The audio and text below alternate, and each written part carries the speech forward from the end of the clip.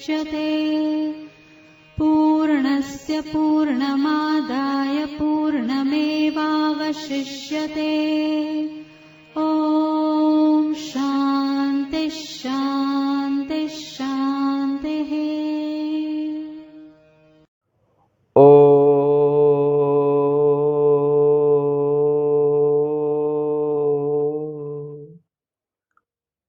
सहना भवतु सहनौ भुनक्तु सह वीर्यं करवावहै तेजस्विनावधीतमस्तु मा विद्विषावहै। ओम शांति शांति शांति। शंकरं शंकराचार्यं केशवमवादरायणं सूत्रभाष्य कृतौ वन्दे भगवन्तौ पुनः पुनः। ईश्वरो गुरुरात्मेति मूर्तिभेदविभागिने व्योमवद्व्याप्तदेहाय दक्षिणामूर्तये नमः। ओम शांति शांति शांति।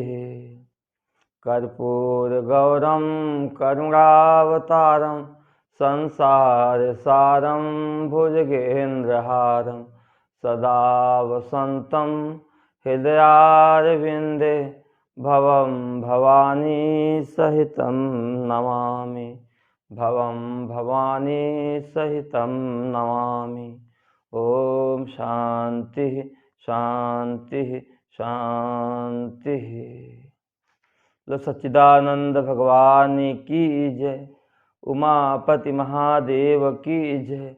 ओम नमः पार्वती पतये हरे हरे हर महादेव।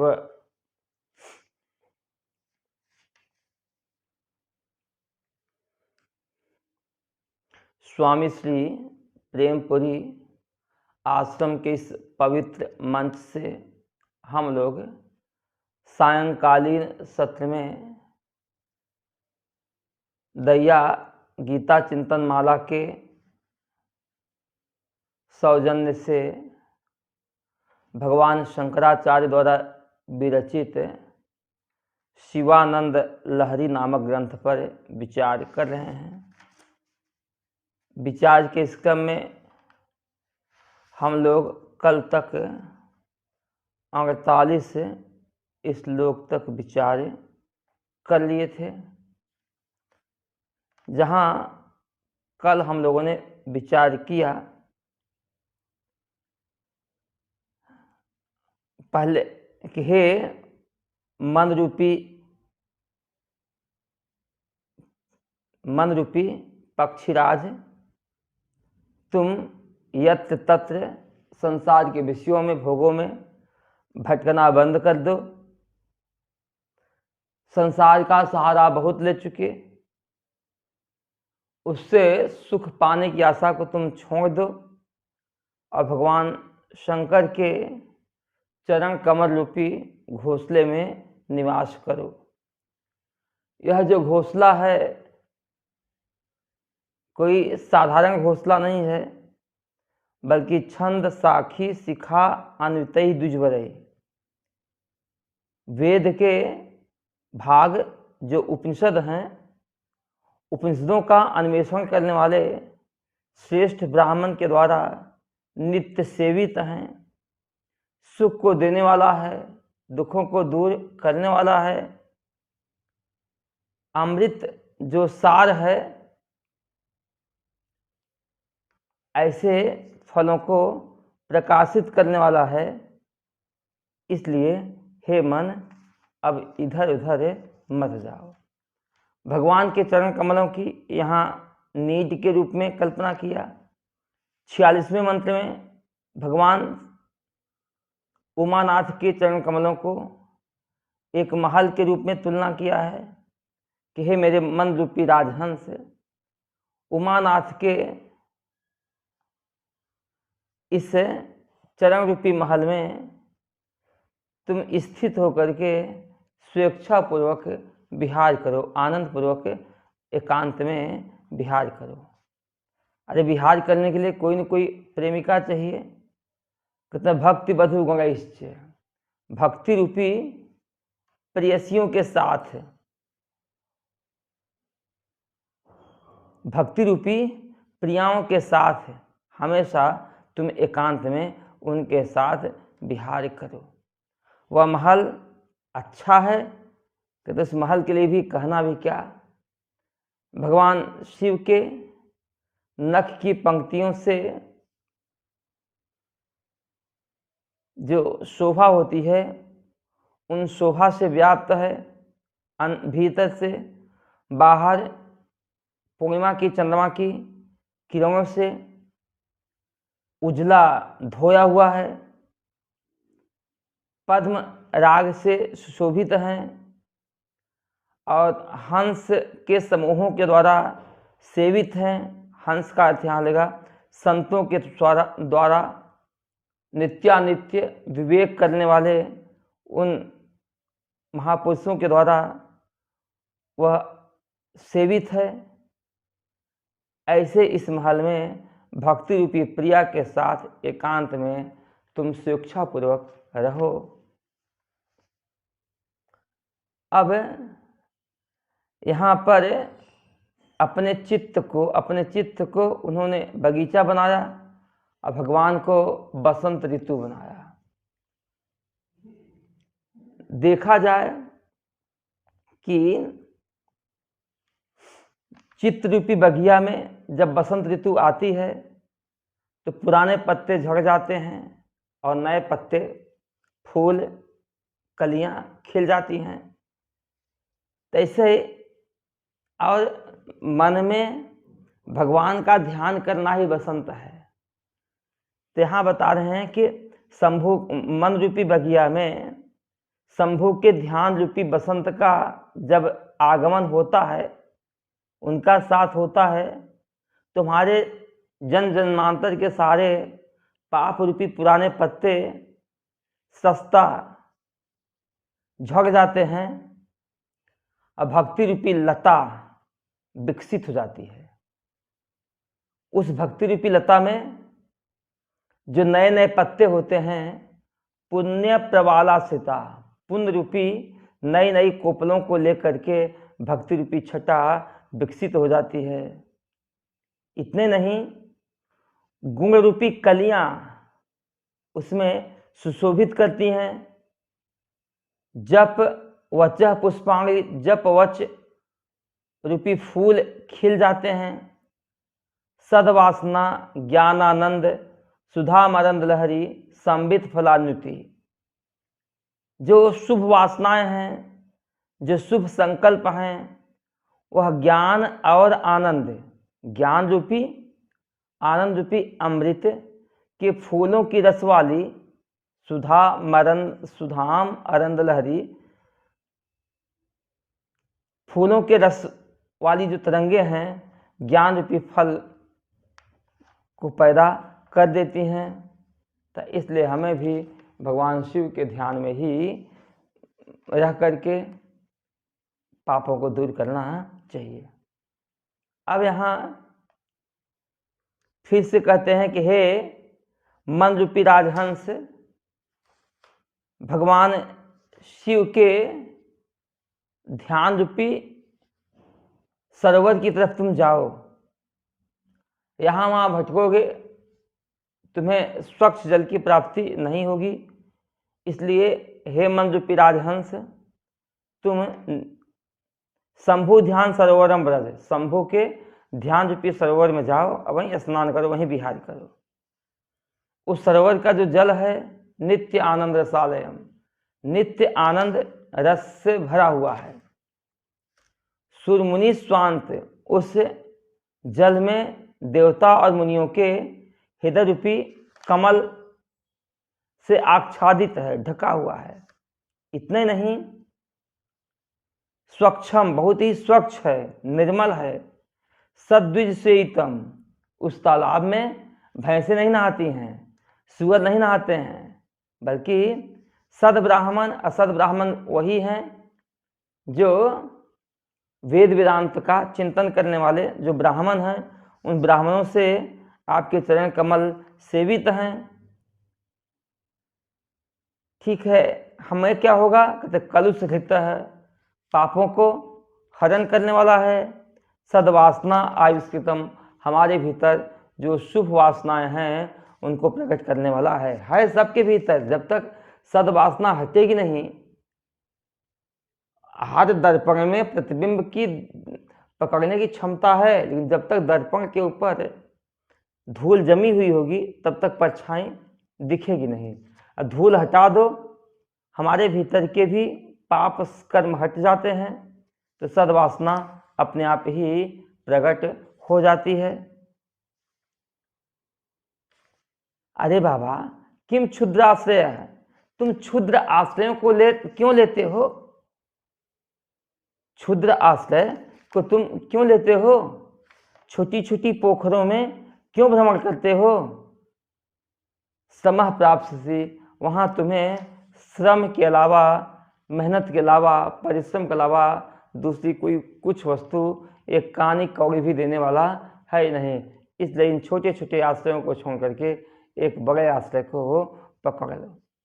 वैराग्य शतक में भगवान शंकराचार्य जी भी यही कहते हैं, धन की प्राप्ति की आशा के लिए हम किन किन राजाओं के पास झूठी हंसी हंसते रहे, लेकिन हमें वहाँ कानी कौड़ी भी मिली नहीं। इसलिए इन आश्रयों को छोड़ो। अब 49वें श्लोक का हम लोग विचार करते हैं। आनंदामृत पूरिता हरपदाम्भोज आलवालोद्यता स्थैर्योपघ्नमुपेत्य भक्तिलतिका शाखोपशाखान्विता उच्चैर्मानस कायमान पटलिम आक्रम्य निष्कल्मषा नित्याभीष्ट फल प्रदा भवतु मे सत्कर्म संवर्धिता।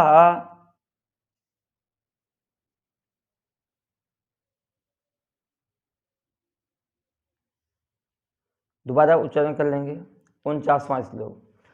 आनंदामृत पूरिता हरपदा भोजा लवालोदता स्थैर्योपघ्नमुपेत्य भक्तिलतिका शाखोपशाखान्विता उच्चैर्मानस कायमान पटलिम आक्रम्य निष्कल्मषा नित्याभीष्ट फल प्रदा भवतु मे सत्कर्म संवर्धिता। दूसरी पंक्ति में के मध्य में भक्ति लतिका, भक्ति को एक लता की तुलना दी गई है, और भक्ति रूपी जो लता है, लता को चढ़ाने के लिए कोई छप्पर चाहिए, कोई आधार चाहिए। उस आधार पर ही लता चढ़ करके विकसित होती है, वह लता किसी की भी हो। तो आधार के लिए लोग 4 खंभे बनाते हैं, उन खंभों पर लकड़ियां रख देते हैं और उसमें वह लता फैलती है, मनमानी फैलती है, एक छप्पर की तरह होता है। तो मन रूपी छप्पर के ऊपर या भक्ति रूपा लता खूब फैले, और इतना फैले कि ढक जाए, भक्ति रूपी लता से छप्पर ढक ही जाए। लेकिन बाहर कोई पशु आकर के उस झोपड़ी को भी गिरा सकता है, लता को भी खा सकता है। तो बाहर जो चार दीवारी मजबूत बनी होवे तो कोई भी पशु भीतर आएगा नहीं। तो यहाँ झोपड़ी क्या है, लता क्या है, बाहर की बाउंड्री वाल वह क्या है, और साथ साथ यह लता तभी विकसित होगी जब इसमें खाद और पानी डालोगे। तो जब तक इसमें पानी नहीं डालोगे तब तक यह लता विकसित होगी नहीं। उसी प्रकार से अब यहाँ है भक्ति रूपी लता, कहते भक्ति लतिका, जो भक्ति रूपी लता है वह मैं माने मेरे लिए नित्या अभीष्ट फल प्रदा भवतु, मेरे नित्य ही अभीष्ट फल को प्रदान करने वाली होवे। वैसे देखा जाए जो भक्ति न एक कल्प वृक्ष की तरह है, भक्ति एक कामधेनु की तरह है। जिस प्रकार से कामधेनु से हम जो भी अभिष्ट वस्तु की याचना करते हैं वह कामधेनु उस वस्तु की प्राप्ति करा देती है, अथवा कल्प वृक्ष से भी जिस वस्तु की हम याचना करते हैं कल्प वृक्ष भी हमें उस वस्तु की प्राप्ति करा देती है। तो भक्ति अथवा प्रेम में भी इतनी सामर्थ्य होती है कि प्रियतम से प्रेम की शक्ति से प्रियतम से आप जो चाहे वह करवा देते हैं। यह सबसे बड़ी शक्ति है, प्रेम ही है। इसलिए लोग कहते हैं मोहिनी विद्या सिखाओ, तो मोहिनी विद्या प्रेम ही है। प्रेम की वशीभूत होकर के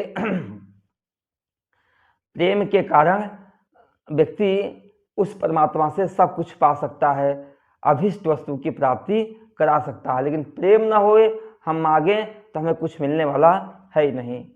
और जहाँ प्रेम होता है वहाँ मांगना नहीं पड़ता है, मांगने के पहले ही प्रेमी आपको अपना सर्वस्व न्यौछावर कर देता है। शिव महिम स्तोत्र में आपने पढ़ा भी था, पार्वती जी का जो भगवान से प्रेम था, उस प्रेम के वशीभूत होकर के भगवान शिव ने पार्वती को अपना आधा अंग भी दे दिए और भगवान का एक नाम हो गया अर्धनारीश्वर।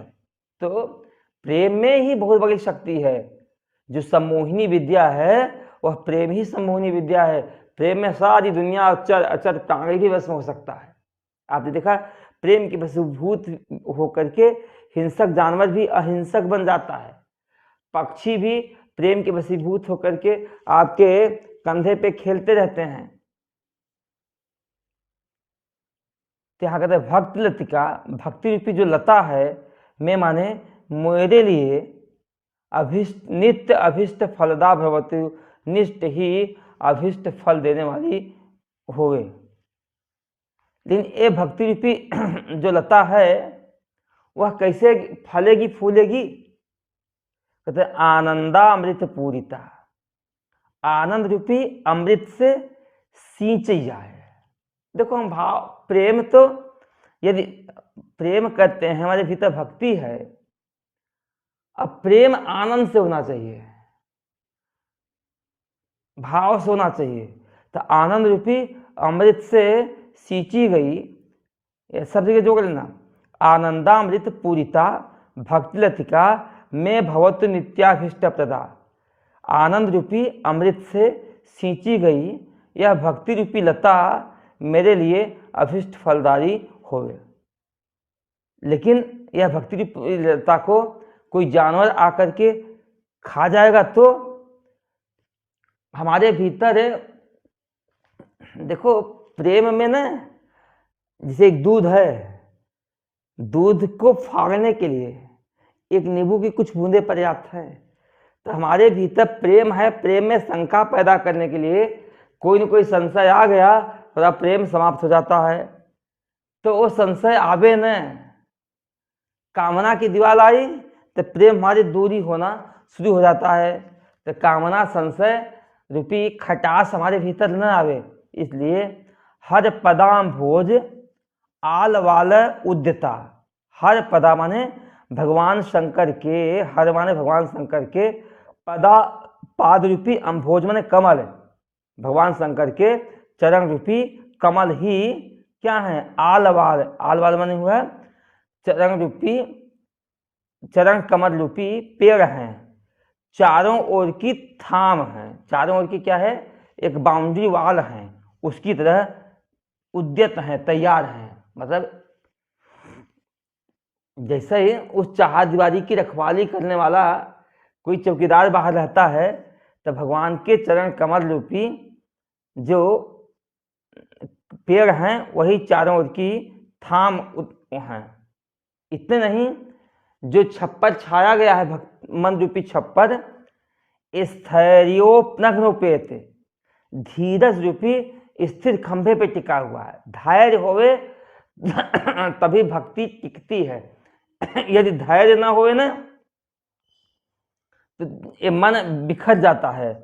तो स्थैर्य उपनघनम उपेत्य, स्थैर्य उपघ्नम, धीरज रूपी स्थिर खंभे को प्राप्त करके यह भक्ति रूपी जो लता है शाखोपशाखान्वितम, शाखा और उपशाखाओं में फैलती हुई, शाखोपशाख अन्वितम, शाखा और उपशाखाओं में फैलती हुई, कहाँ फैले?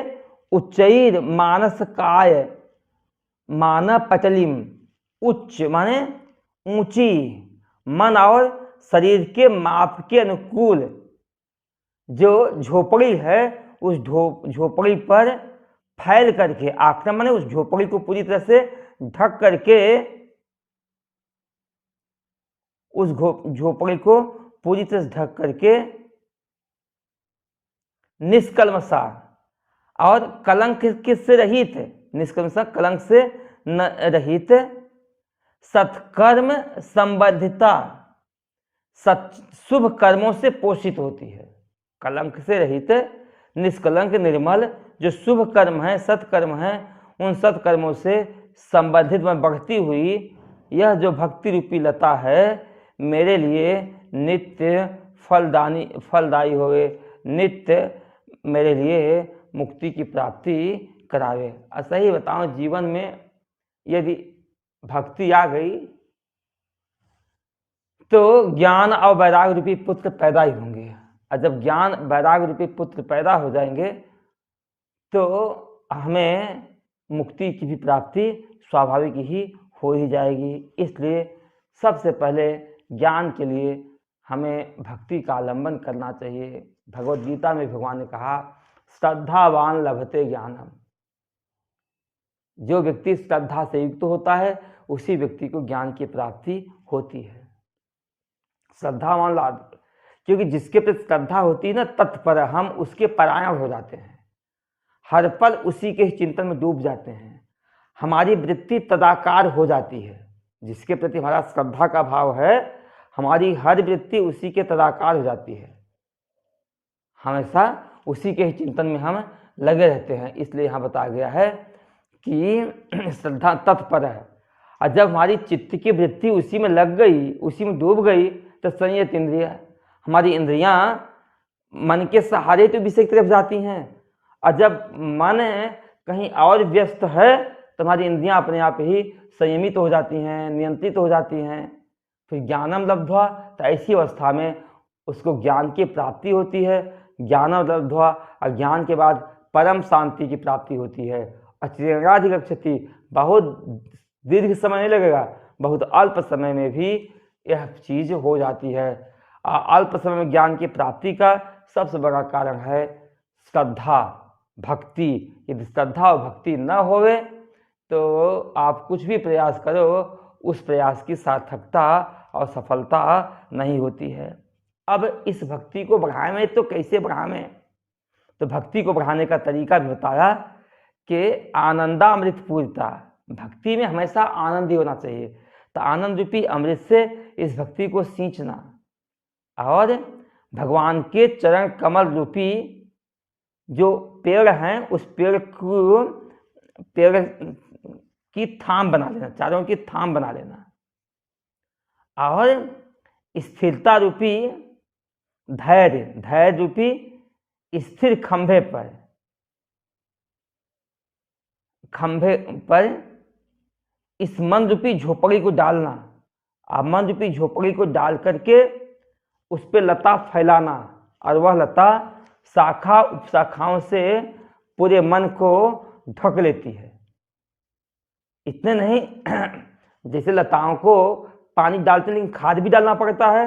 निष्कल्मषा सत्कर्म संबद्धिता, यह भक्ति रूपी जो लता है निष्कल्मष, निष्कलंक, निर्मल, सत्कर्म रूपी, सत्कर्म से हमेशा बढ़ती है। निष्कर्मश सत्कर्म ही इसकी खाद है, इससे वह बढ़ती है, और बढ़ करके मेरे मन को ढक लेने वाली जो भक्ति है वह हमारे लिए अभिष्ट फल देने वाली होवे।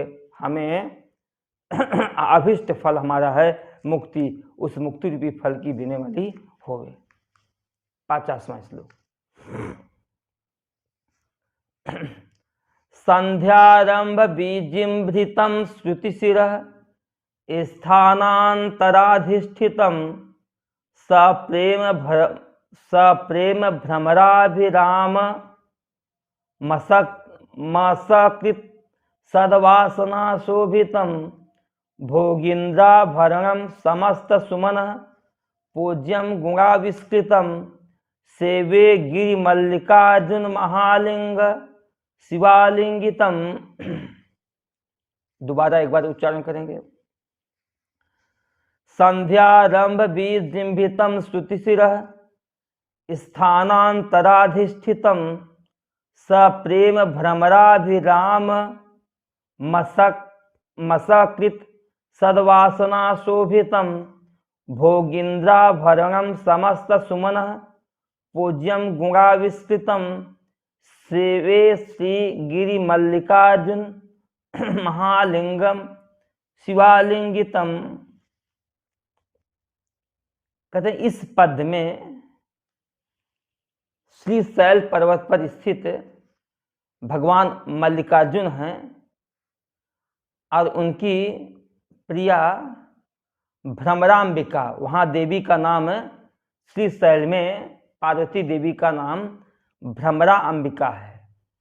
तो मल्लिकार्जुन और साथ साथ भवानी शंकर की स्तुति भगवान शंकराचार्य भगवान कर रहे हैं।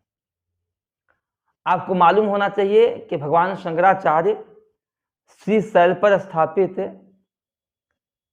जो मल्लिकार्जुन शिवलिंग है वहाँ कुछ दिन रहे और वहाँ जब भगवान का दर्शन किए तो आचार्य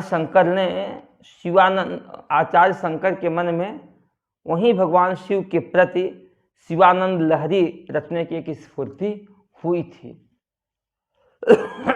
भगवान शंकराचार्य ने श्री शैल पर स्थित होकर के ही इस शिवानंद लहरी नामक ग्रंथ को रचा था। तो इस श्लोक का एक महात्मा और है। देखना, जो दिव्य पर्वत होते हैं ना, दिव्य पर्वत पर रहने वाले जो वृक्ष होते हैं ना, वह वृक्ष भी कोई साधारण वृक्ष नहीं होते हैं। वह वृक्ष भी किसी न किसी ऋषि मुनि के अवतार ही होते हैं।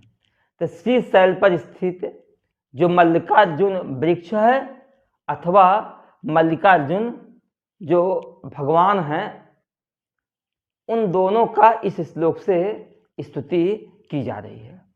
क्या स्तुति की जा रही है? शिवालिंगितम, शिवा से आलिंगित है। शिवा माने भवानी के द्वारा भ्रमराम्बिका, वहां भवानी का नाम क्या है? भ्रमराम्बिका के द्वारा आलिंगित। कौन आलिंगित है?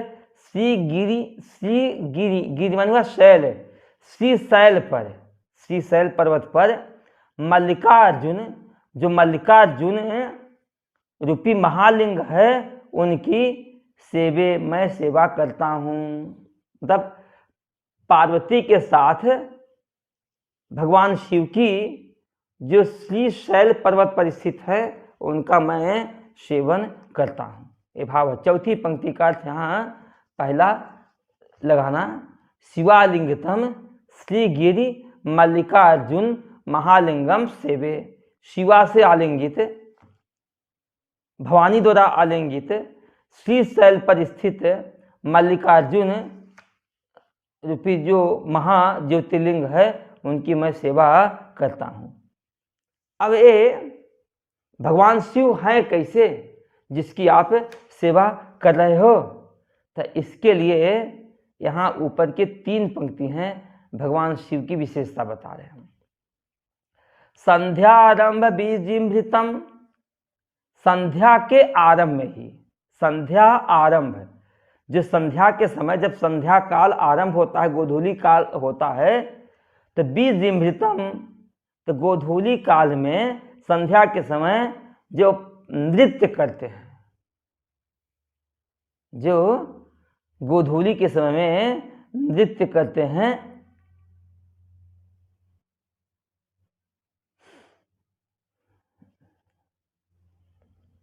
गोधूली के समय में जो नृत्य करते हैं ये आपको हम पहले बता दिए थे शिव महिम स्तोत्र में।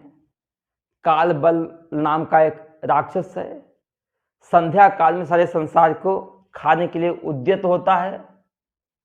ऐसा भगवान ने ब्रह्मा ने जब वरदान दिया तो ब्रह्मा जी परेशान हो गए, वरदान दे दिए अब यह सारे संसार को खा जाएगा। उसमें मही पादाघाताद व्रजित सहसा संशय पदम। तो भगवान शिव के पास गए तो भगवान शिव उसमें तांडव नृत्य करके उस महाकाल को मोहित कर लेते हैं, जिससे वह संध्या काल का समय निकल जाए और फिर उसकी जो खाने की शक्ति थी एक निश्चित काल में, संध्या काल में, वह समय बीत जाए। उसी प्रकार देखो, ये कहानियों का एक भाव होता है। भाव का अर्थ है कि जब चित्त की वृत्ति किसी अनिष्ट की तरफ जाए ना, तो अपने मन को वहां से हटा करके किसी अन्य जगह पर ले जाना चाहिए। तो संध्या के आरंभ में बीजृंभृतम, जब शिव अपने विस्तार को प्राप्त करते हैं, विस्तार का, अब विस्तार कितना बड़ा विस्तार था। भगवान शिव की जटाएं विष्णु तक पहुंच जाती हैं, पांव जमीन तक हैं, थम थम करते हैं, हाथ तारा गणों को, नक्षत्र गणों को भी झाड़ू की तरह बुहारना शुरू कर देती हैं। तो संध्या के समय प्रसन्न होकर के भगवान शिव नृत्य करते हैं, भगवान शिव के लिए लेंगे। और यदि अर्जुन मल्लिका अर्जुन वृक्ष के लिए लेंगे तो संध्या आरंभ बीजृंभृतम, अर्जुन तरु भी संध्या के समय खिलता है। कमल का फूल जैसे रात की रानी होती है, रात की रानी रात में खिलती है।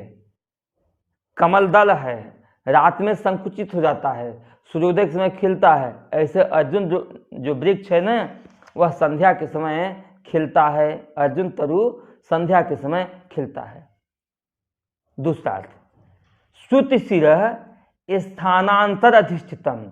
श्रुति का जो सिर भाग है, वेद का जो सिर भाग है, उपनिषद है, अर्थात जो वेदांत है, वेदांत के स्थानांतर, वेदांत के भीतर ही वह प्रतिष्ठित हैं, अर्थात वेदांत के द्वारा ही जो जाने जाते हैं। ऐसे भगवान शिव जो पार्वती के साथ आलिंगित हैं, उनकी मैं सेवा करता हूँ।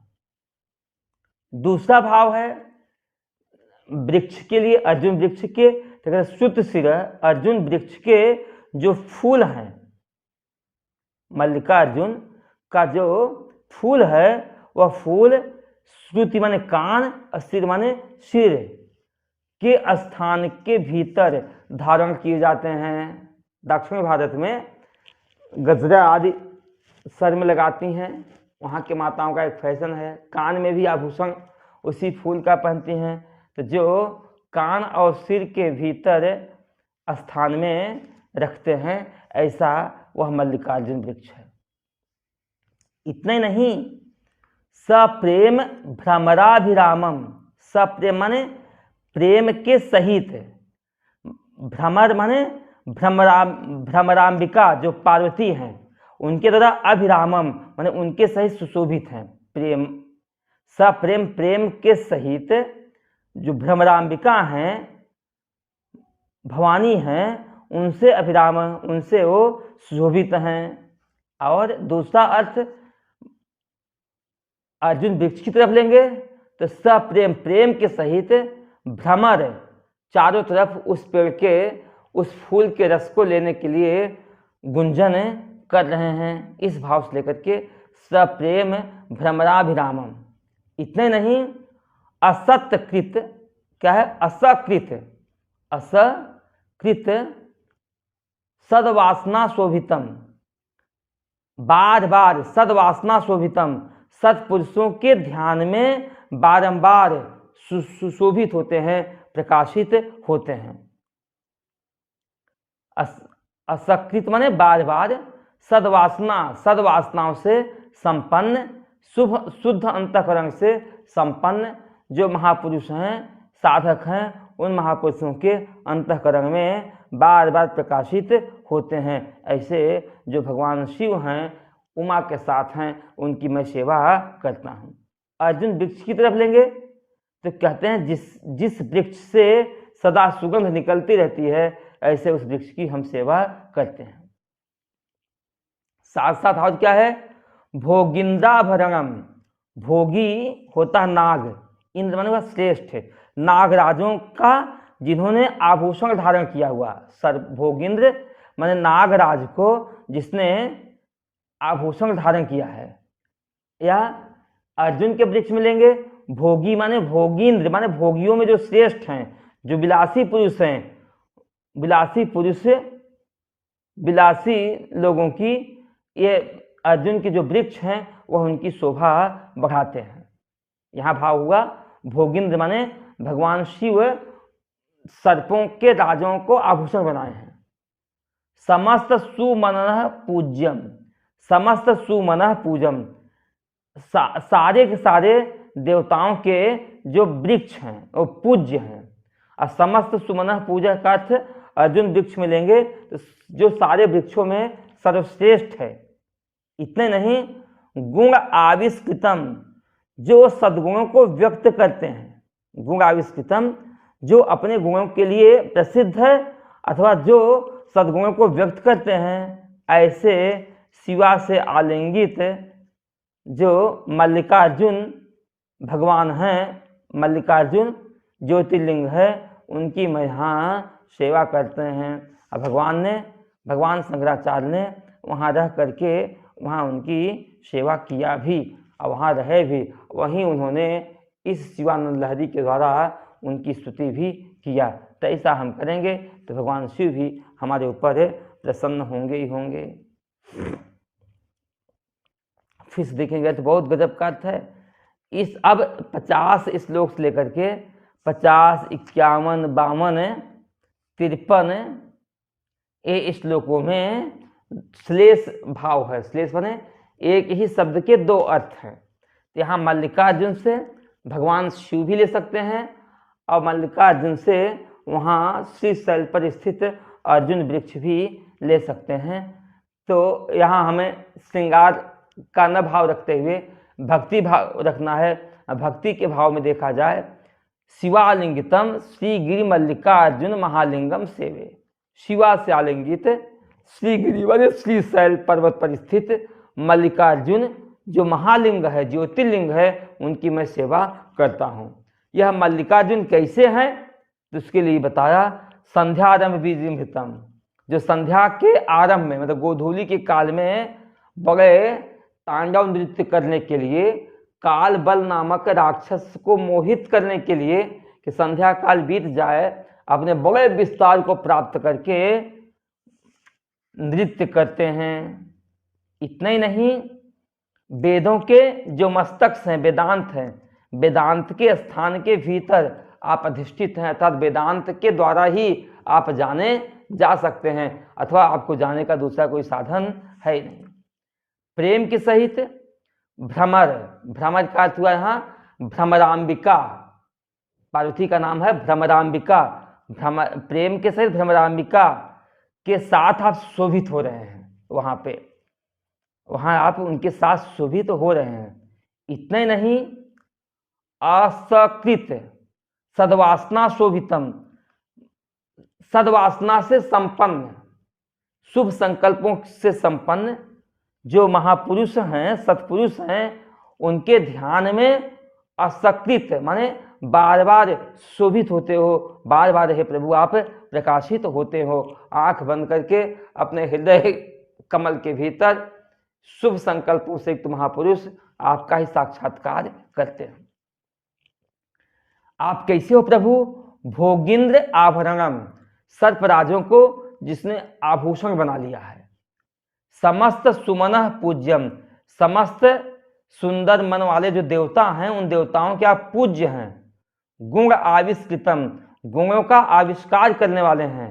ऐसे शिव से आलिंगित श्रीशैल पर स्थित मल्लिकार्जुन महालिंग का मैं सेवन करता हूँ। एक यह भाव हो गया।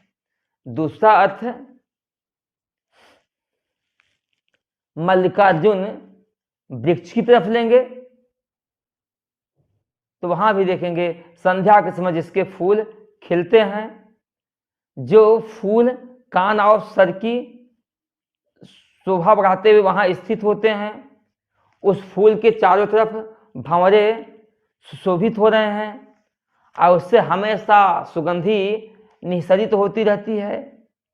भोगिंद्र ने विलासी व्यक्तियों के वह आभूषण हो जाते हैं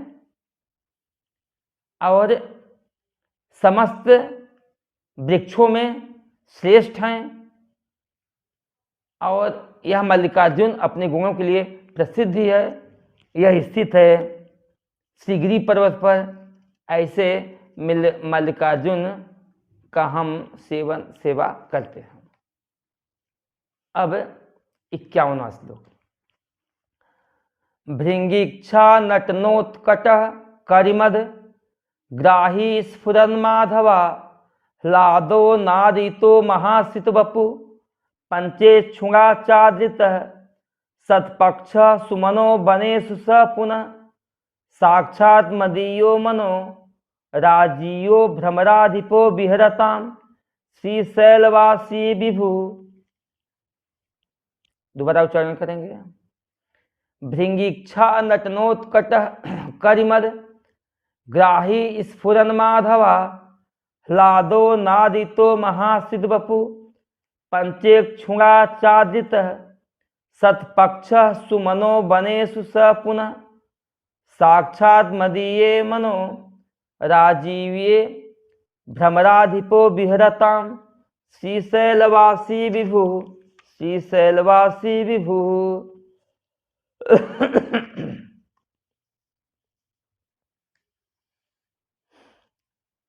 यहां बता रहे हैं भृंगी इच्छा नटन उत्कट है।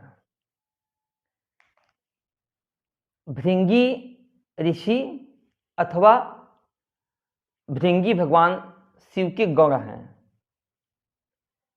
तो चाहे भृंगी की इच्छा से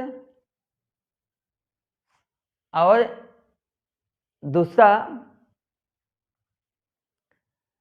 भृंगी भगवान शिव के गौड़ों में भी प्रसिद्ध हैं। तो उनकी इच्छा से नृत्य करने में उत्कट माने जो उन्मत्त हैं, श्रेष्ठ हैं, यह एक भाव लेंगे। भृंगी दूसरा हुआ भ्रमरी है, भंवरी है। भंवरी के इच्छा की पूर्ति के लिए जो भ्रमर नाचता रहता है। अरे भाई आप सब जानते हो, पत्नी के सामने पति नाचते रहता है।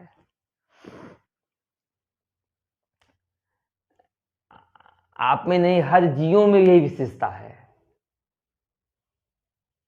तो एक भंवरा है, भंवरी को खुश करने के लिए उसके सामने नृत्य कर रहा है। तो इस अर्थ में भी लेंगे अथवा शिव जी के अर्थ में लेंगे।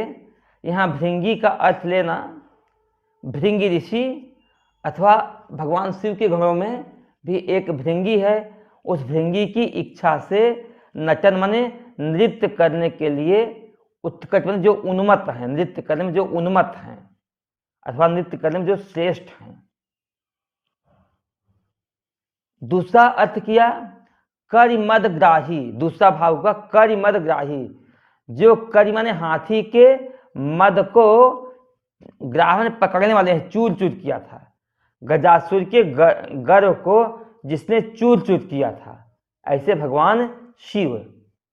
भ्रमर के अर्थ में लेंगे तो भ्रमर जो हाथियों के मद का पान करता है, भ्रमर के अर्थ में लेंगे। शिव के अर्थ में लेंगे स्फुरन माधवा ह्लादो। माधव माने शिव। माधव को देख करके ह्लादा स्फुरन, जिसके भीतर प्रसन्नता प्रकट हो जाती है। माधव ह्लादो स्फुरन, स्फुरन माने प्रकट होता हुआ। कब होता है? माधवा आह्लाद। माधव को देख करके शिव जी जो मोहिनी रूप में भगवान विष्णु को देखे, तो मोहिनी रूप में आए हुए विष्णु को देख करके भगवान शिव उनके ऊपर आह्लादित हो गए। इस भाव से हुआ स्फुरन माने स्फुरन माधवा आह्लाद। माधव को देख करके आह्लाद जिसके भीतर स्फुरित हो जाता है, ऐसे भगवान शिव। माधव का अर्थ दूसरा लेंगे बसंत ऋतु। बसंत ऋतु को पा करके जो आह्लादित हो जाता है, ऐसा भंवरा। बसंत ऋतु में तमाम प्रकार के फूल खिलते हैं, उन फूलों को देख करके या उन फूलों की खुशबू को देख करके वह नाच उठता है। जैसे आजकल बच्चे पार्टी में जाते हैं, बढ़िया बढ़िया भोजन देख के बच्चे नाचते हैं, उनका हृदय खिल जाता है। ऐसे भंवरों को भी, गायों को हरी हरी घास मिल जाए तो गायें भी अंदर से प्रसन्न हो जाती हैं। उसी प्रकार भंवरों को भी सुंदर खिले खिले फूल मिल जाएं तो भंवरे भी बड़े आनंदित हो जाते हैं, बड़े ही खुश हो जाते हैं। तो यही कहते हैं स्फुरन, माने एकदम आह्लाद स्फुरित हो जाता है। कब? माधवा, जब बसंत ऋतु आता है तो एकदम चित्त खिल जाता है। किसके? भंवरों के। तो भ्रमर जो बसंत ऋतु में प्रसिद्ध होता है, इतने नाद युक्त जो प्रणव के ध्वनि से युक्त हैं, प्रणव के नाद से युक्त हैं। और नाद युक्त भंवरा भी जब फूलों के चारों तरफ घूमता है तो नाद युक्त भनभनाता रहता है। तो नाद युक्त महासिद्ध बपु, जिसके महा ने बहुत ही, सित माने हुआ श्वेत, जिसका बपु है, शरीर है श्वेत वर्ण, भगवान शिव हैं। भगवान शिव की सुंदरता के लिए कहा गया है कर्पूर गौरम। पता नहीं लोगों ने भगवान शिव की तस्वीर को काला बना दिया। भगवान शिव की तस्वीर काली अथवा नीली नहीं है। भगवान शिव का मात्र गला ही क्या है? नीला है। वास्तव में भगवान शिव तो कपूर की तरह है, श्वेत वर्ण है, इसलिए कहते हैं कर्पूर गौरम। वह कपूर की तरह है। करुणावतारम, करुणा के सागर हैं। संसार सारम, संसार के सार हैं। भुजगेंद्र हारम, भुजे में जो इंद्र है उनको हार बनाया, आभूषण बनाया है। कर्पूर गौरम करुणावतारम संसार सारम भुजगेंद्र हारम सदा वसंतम हृदयारविंदे, हमेशा हर व्यक्ति के हृदय कमल में निवास करते हैं। भवम भवानी सहितम, हमारी भगवान भवानी को के सहित भगवान शिव को हम नमस्कार करते हैं। तो भगवान शिव जो हैं महासित बपु, बहुत ही श्वेत वर्ण है। भंवर के पक्ष में अर्थ लेंगे तो महाअसित बपु, बहुत ही असित बपु माने श्याम वर्ण वाला भंवरा है। वह क्या करता है? पंचेशुणा आदृत, 5 इशु 5 बांग जिसके हैं, ऐसे कामदेव से के भी आदरणीय है। 5 बांग वाले जो कामदेव हैं उस कामदेव के भी आदरणीय हैं।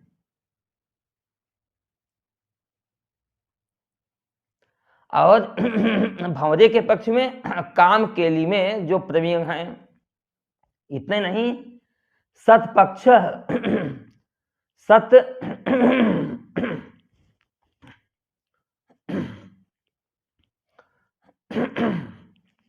सतपुरुषों के जो पक्षधर हैं, शिव जो सतपुरुषों का जो सही है उसी का पक्ष लेते हैं। बड़ा से बड़ा व्यक्ति होवे, यदि गलत है तो उसको दंड देने में भगवान शिव समर्थ हैं। ब्रह्मा जैसे व्यक्ति भी झूठ बोले, भगवान शिव को पसंद नहीं आया और भगवान ब्रह्मा के 4-5 सरों में से एक सर को काट दिया। तो शिव जी हमेशा सतपक्ष, सतपुरुषों के पक्ष को लेने वाले हैं। भ्रमर पक्ष में देंगे तो सत माने जो उपवनों में सुंदर पंखों से विहार करते हैं, सतपक्ष सुंदर पक्ष उनके विहार करते हैं। सुमनो बनेसु, सुंदर मन वाले वन में, सुंदर मन वाले वन में, जो हमारा मन सुंदर मन वाले वन में सामान्य वह जो इन विशेषताओं से संपन्न है, सामान्य वह शिव, शिव माने वह शिव। सुमन बनेसु, सामान्य वह शिव क्या करें? श्रीशैलवासी, जो श्रीशैल पर रहते हैं। और भ्रमर अधिपतः, जो भ्रमरों के भ्रमरांबिका के अधिपति हैं, उनके मालिक हैं, अधीश्वर हैं। सुमन बनो सुमन सुंदर मन वाले वन में, मनोराजीवे मन रूपी कमल में, साक्षात मदीये पुनः विहरताम, मेरे मन के भीतर आप निवास कीजिए हे प्रभु। शीशैल पर प्रस्थापित मल्लिकार्जुन मेरे हृदय कमल में फिर से निवास करें। इस भाव से यह 51वां श्लोक हुआ। इस 51 श्लोक का दो अर्थ ले सकते हैं, एक भंवरे के पक्ष में ले सकते हैं, एक दूसरा भगवान शिव के भी पक्ष में ले सकते हैं, और दोनों का अर्थ बहुत बखूबी लगता है। श्री शैल पर निवास करने वाले जो भ्रमरांबिका के पति भगवान शिव हैं और भ्रमरराज के समान ही हैं। शिव जो हैं भ्रमर के समान ही हैं। जिस प्रकार से भंवरा अपनी प्रियतमा को रिझाने के लिए नृत्य करता है, उसी प्रकार से भगवान शिव भी अपने पार्षद भृंगी अथवा श्रेष्ठ भृंगी ऋषि को प्रसन्न करने के लिए नटराज रूप में नृत्य करते हैं, नटराज के रूप में नृत्य करते हैं। कर मदग्राही, जैसे भंवरा गजराजों के मद का पान करते हैं, उसी प्रकार से भगवान शिव भी गजासुर के मद को नष्ट करने वाले हैं। इतने नहीं, स्फुरन माधवा हलादव, माधव के मोहिनी रूप को देख करके जिसके भीतर आह्लाद स्फुरित हो गया, ऐसे भगवान शिव, अथवा माधव का चलना बसंत ऋतु को देख करके जिस भंवरे के मन में आह्लाद प्रसन्नता प्रकट हो जाती है। इतने नहीं, नाद तो भगवान शिव भी ओम का उच्चारण करते हुए उसी के ध्यान में नित्य डूबे रहते हैं। ऐसे भंवरा भी हमेशा जब फूलों के चारों तरफ घूमता है तो उसके मुख से भी नाद की ध्वनि आती है, गुंजायमान करता रहता है, गूंजता रहता है, भनभनाता रहता है। महासिद्ध बपू का अर्थ दो लेंगे, संधि विकसित करेंगे तो महासिद्ध बपू जो महान श्वेत वर्ण वाले हैं, कपूर वर्ण वाले हैं शिव के पक्ष में।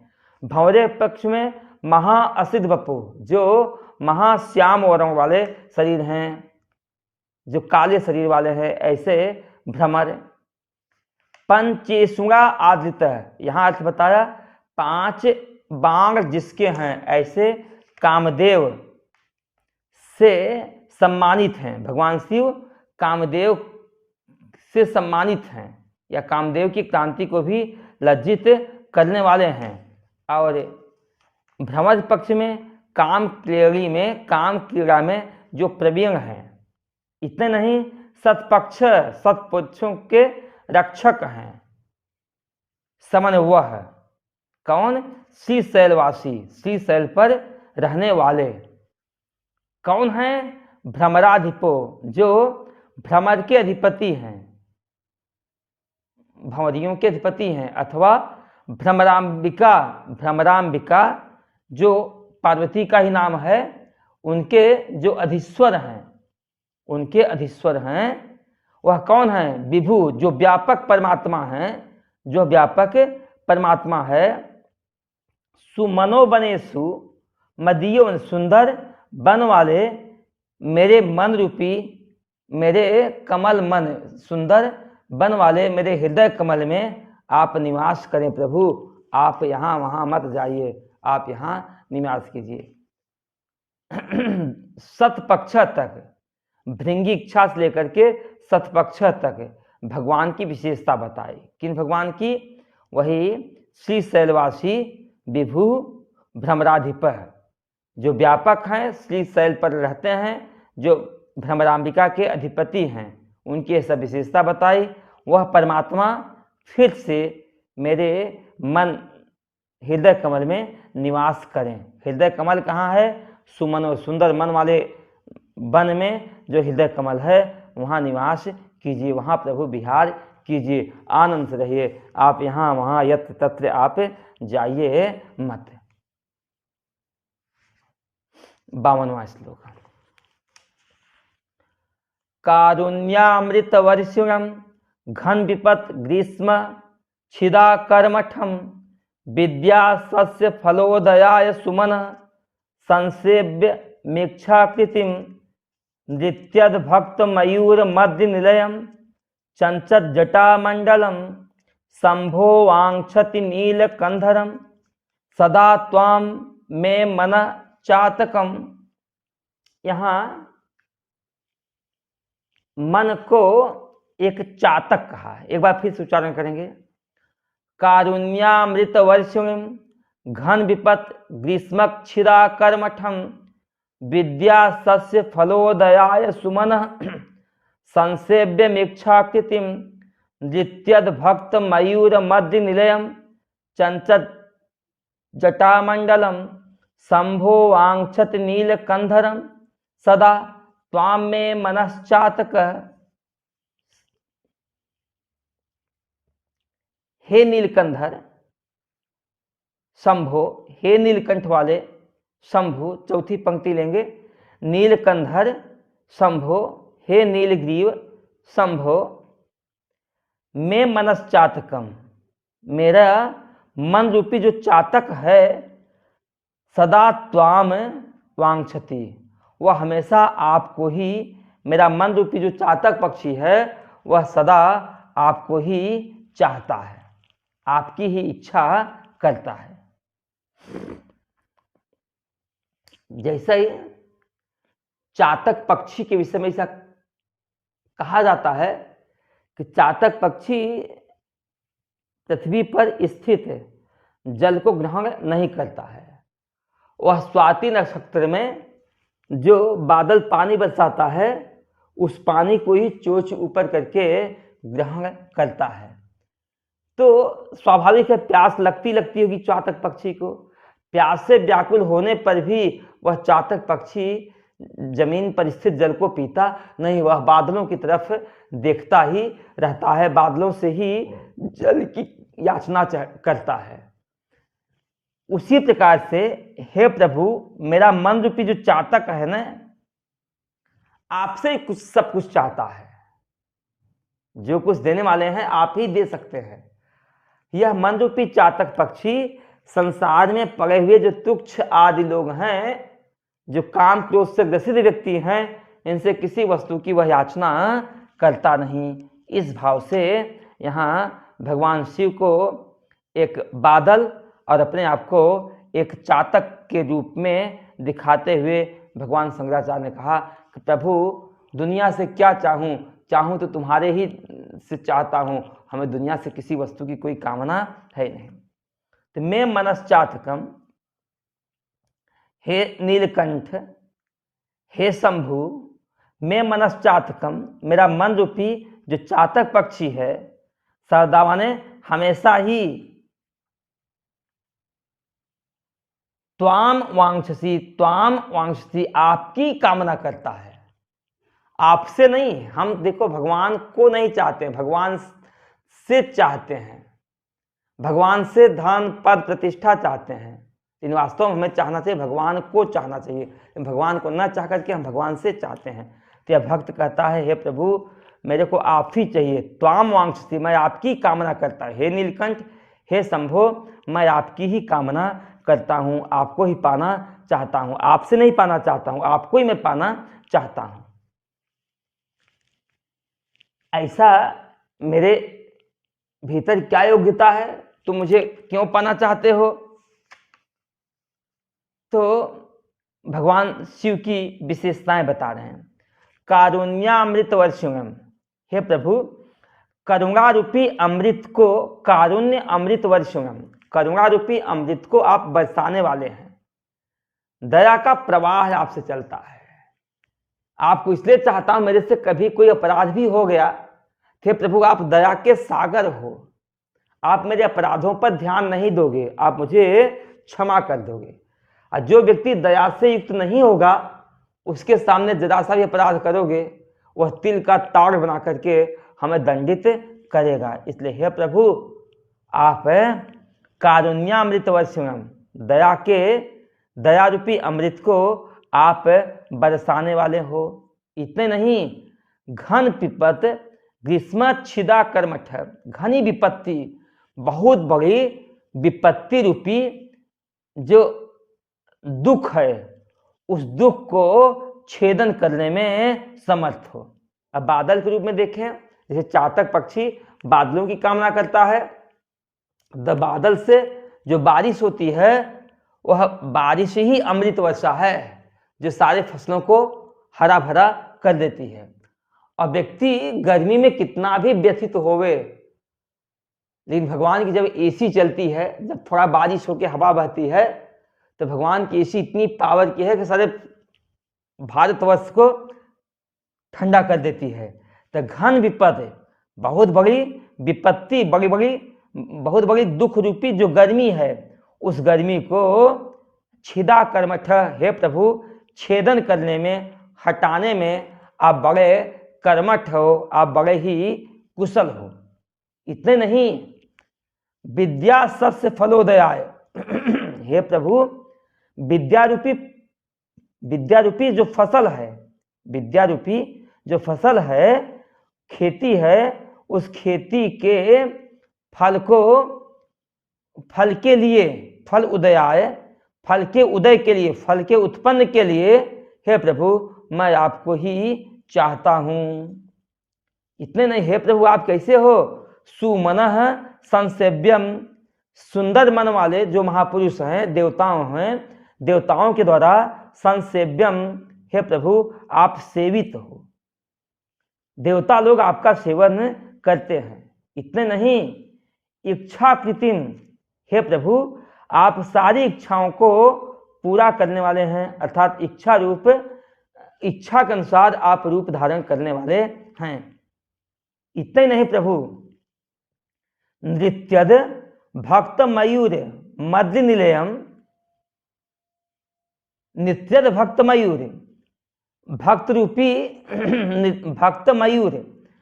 रूपी जो मयूर हैं, नृत्य माने नाचते हुए, भक्त रूपी मयूरों से आप घिरे हुए होते हो। नृत्यद भक्त मयूर, भक्त रूपी जो मयूर हैं, उन मयूरों से आप घिरे हुए हो। इतने नहीं प्रभु, चंचत जटामंडलम, बिजली से हिलते हुए जटामंडल वाले हो, आपकी जटाएं बिजली की तरह चमचमाती रहती हैं। आद्रि निलयम, आद्रि माने पहाड़ ही जिसका घर है, ऐसे प्रभु आपको मैं हमेशा चाहता हूं। इस तरह से भगवान शिव की याचना किया। दूसरा मेघ की भी कर सकते हैं, जिसे चातक पक्षी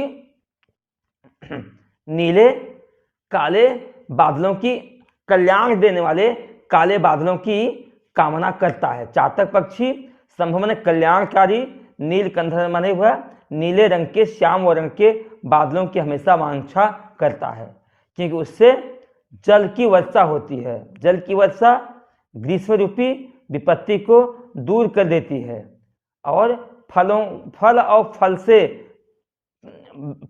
फसल से फल की उत्पत्ति करने वाली होती है। सेवन सत्पुरुष लोग उसका सेवन करते हैं, और जब बारिश होती है तो मोर चारों तरफ नाचना शुरू कर देते हैं पहाड़ पर। ऐसे उन बादलों की अथवा शिव की मैं अर्चना करता हूँ। यहाँ बादल का भाव न रह करके हम लोग भक्त लोग हैं, इसलिए पीछे के श्लोक में भंवरे के रूप में भगवान शिव की आराधना की गई है, यहाँ भंवरे के रूप में नहीं, भगवान शिव है। यहाँ हम मेघ के रूप में है तो शिव के रूप में ही हम करने गए, और अपने मन को हम चातक पक्षी के रूप में रूपण करते हैं। जैसे चातक पक्षी यत्र तत्र पड़े हुए जल को नहीं पीता, बल्कि स्वाति नक्षत्र में जो बादलों से बूंद गिरती है उसी का पान करता है, उसी प्रकार से मैं भी उसी का पान करता हूँ। आगे का विचार हम लोग कल करेंगे, आज इतना ही। ओम पूर्णमदः पूर्णमिदं पूर्णात् पूर्णमुदच्यते पूर्णस्य पूर्णमादाय पूर्णमेवावशिष्यते। ओम शांति शांति शांति। बोलो सच्चिदानंद भगवान की जय। उमापति महादेव की जय। ओम नमः पार्वती पतये। हर हर हर महादेव। ॐ शान्ति शान्ति